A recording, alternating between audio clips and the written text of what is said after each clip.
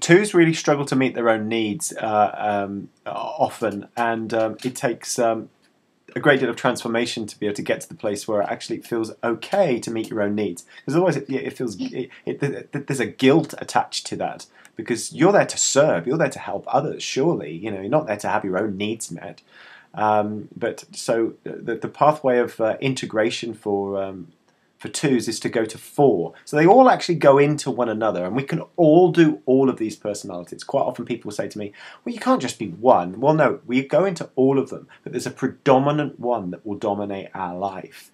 And in stress, we can go to another one. So, for example, twos go to 8 in stress. So the 8 is the challenger, the boss, the dominant. So let's say if you're in stress...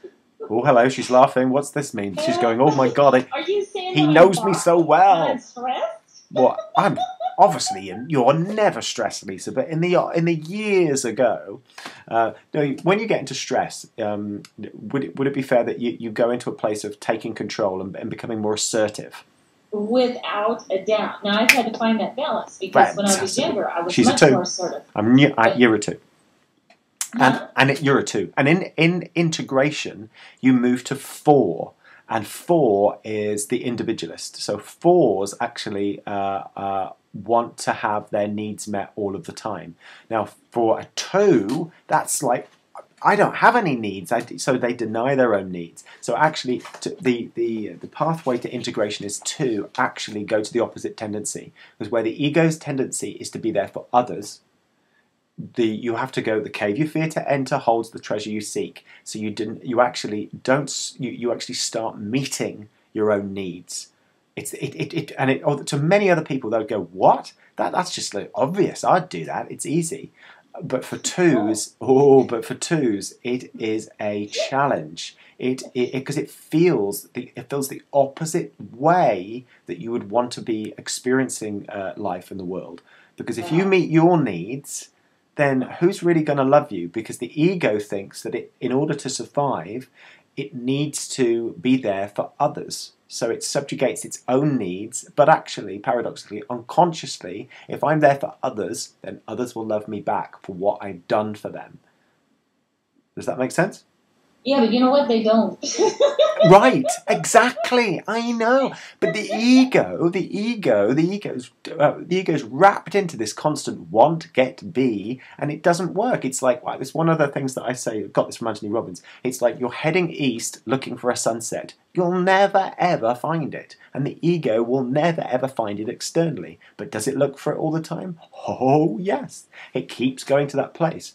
But whereas sort of like someone like Eckhart Tolle will say, sort of, the ego always looking externally, but actually it never thinks to look within. It never thinks it's there.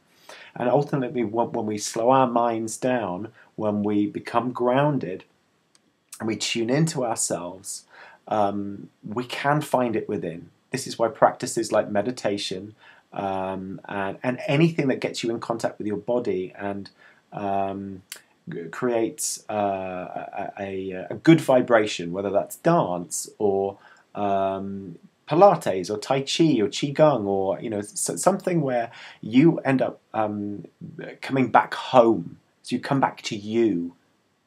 Anything like that is going to create a transformational shift within and get you more into the now, into the present, because the ego is always concerned with the future.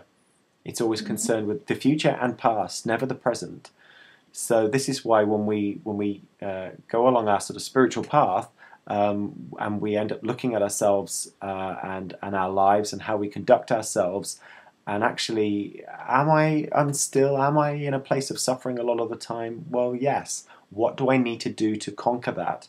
And this is why people practice things like meditation. And it's not to achieve necessarily a particular state of consciousness. It's actually to become more present and allow that essence that we all are to come through. And it's to slow the mind down, the incessant ego wanting.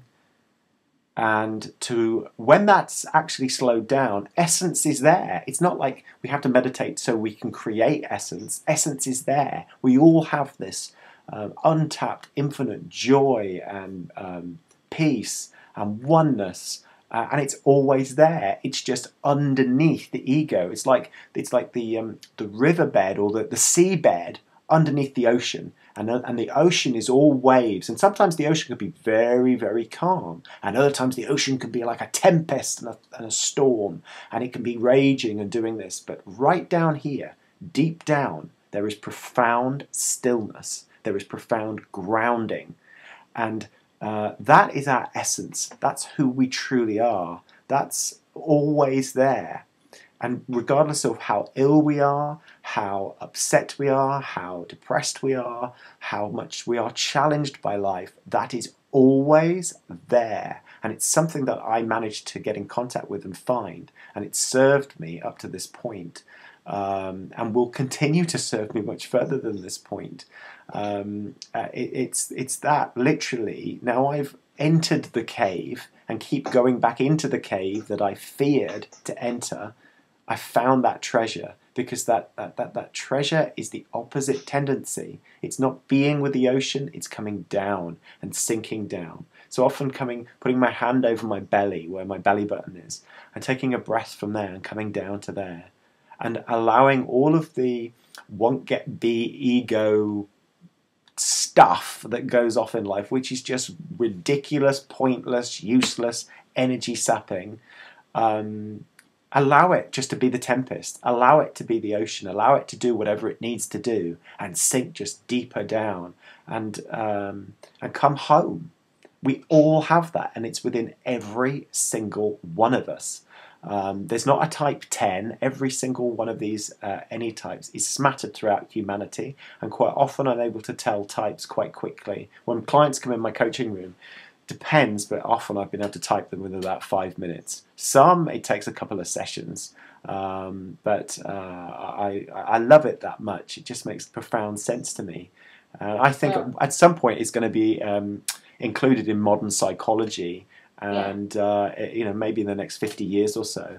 But yeah. But I have to say that I'm very disappointed, because I thought I was a 10. And now I've learned today that I'm a 2. Oh, interesting. Yes, you want to be the special one. Well, you're not. I'm so sorry to tell you. You're part of humanity. You're a 10. A 10. I'm a 10. I'm different. Well, that's quite 4-like. No, not different. A 10 is good. You know, when you're at the Olympics or whatever, they have a 1 through a 10, and a 10 is awesome, a 2 is bad. Oh, I see. Got you. 2? No, okay. Yeah, a 2. I could have been a 10. Oh, well. See, this is something else also. This is important, but quite often people will end up getting associated to it, and I have done over the years. It's like, I'm a 6, so I'm never going to change. I'm a 6. Well, actually, the 6 moves to 9 through transformation, and I move much more to the 9, whereas you move to 4. But the numbers and it's important not to get too associated to your type and think that that's how it is and that's how it will always be. On some level it is, but that's also ego mind saying, oh, I'm a 5, I'm never going to change, I'm a 5. And but that's just the suffering that goes on within you. When you still your mind, when you find the peace within, you're not any type, you are part of the whole. You are a type, because you could type it, but it's all mind stuff. Ultimately, you've got to be somebody's number 1, Daniel. But the women always want to be rated a 10. Don't you know? Hey, this is obviously where I've been going wrong in relationships, isn't it? Yes, obviously. It's just that. You always got to be somebody's number 1. You want to be a 1 or a 10. You got to be my number 1, or I want to be rated a 10. I have that 10 on the sign. Do you know what? I don't want to be a 2 or a 5 or an 8. Oh my gosh, that means, wow, I need to do more belly exercises. Lisa, I've only known you for a short time, but I have to tell you right now, you are my number 1. Oh, I feel so much better now. There you go. Raise the vibration. That's got nothing to do with ego, surely. But anyway, so she feels better. I've got some communication over onto this. It's this this thing that I don't even know how works, and I'm speaking to people I don't even know who can hear me. People, it's amazing if people can hear me all over. Okay, right. What are we going to do? How long have we got? 15 minutes or something like that? Yeah, we got a little more than 15 minutes. 15 Crikey. minutes and 24 seconds. We've only just started. How can I finish in 15 minutes? I know. What else am I going to talk about? Well, what was I going to go through? Oh, I was going to go through the 7 capitalist Christian sins, and they are anger at 1, 2, that's pride. Okay, so you remember did you ever go to Sunday school? Do you remember the 7 sins, against God, that kind of thing? So anger is at 1, pride is at 2, envy is at 4. Those are type 4s. Avarice is type 5. Gluttony is type 7, lust is type 8, and sloth is type 9. Now they also added another 2, and they were deceit at 3, and paranoia, fear, at 6. And these aren't. This isn't a sin against a God in that way, which was told years ago.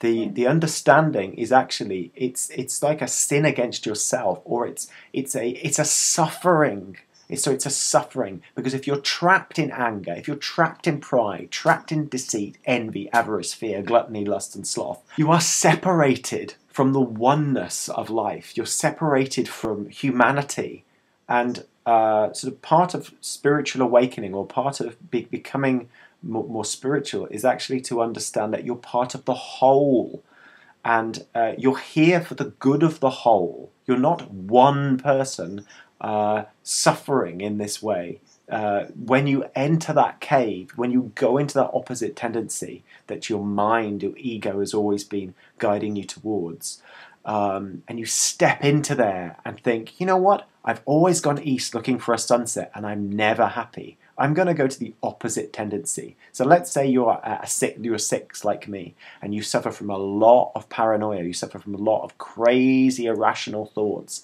and what you've got to do is actually step into, imagine that you really had courage, the courage that you think you need to find externally so you can move forward. Courage is not the absence of fear, courage is taking action despite fear. And you can always just do any one of these. Each type can go to their opposite tendency in bite-size chunks. That's little bits at a time. There's something called Kaizen, and that is the work of doing things in small stages. And actually, it's more efficient and economical to do that in whether that's personal transformation, or you're building a car, or running a business, or running a multi-million-dollar corporation. Taking small steps, because the unconscious doesn't like to take huge steps, particularly because it's in the states and vibrations of fear. So when we take small steps and we go into the vibration of things like gratitude and love and joy, our unconscious can slowly begin to accept that into our reality, and thus we can end up transforming ourselves, our lives, and ourselves. And for long term, for the good. I'm never going to go back to that paranoid state. I've got too many tools, and I've also overcome that ego, and I've trodden into this cave so many times, this cave of paranoia, of this wanting to get to be all of the time, and I keep finding the treasure, and that treasure is, like for example with me, is the support and guidance, and it doesn't come externally, it comes from inside. And as a child, because I came from a relatively dysfunctional childhood, which explained why I ended up getting a dis-ease, I ended up finding that support and guidance within myself, and I continually find that. So every single one of the types, for type 1s, find goodness, integrity and balance within, not externally, they find it within. Type 2s feel love, and they find that love within. They find it because they meet it themselves. Type 3s find that they are valuable. Type 3s are always wanting to externally, achieve. These are the great achievers in life, and often you could think, wow, they're so great, aren't they? Look what they've achieved. But I've worked with 3s. I've worked with multi-millionaires who have achieved so much, and they are so miserable because they've got this incessant thing that just goes, I'm not good enough, I'm not good enough, I need to achieve more, I need to prove my worth, I've got to do more. And ultimately their transformation comes when they find their value within themselves.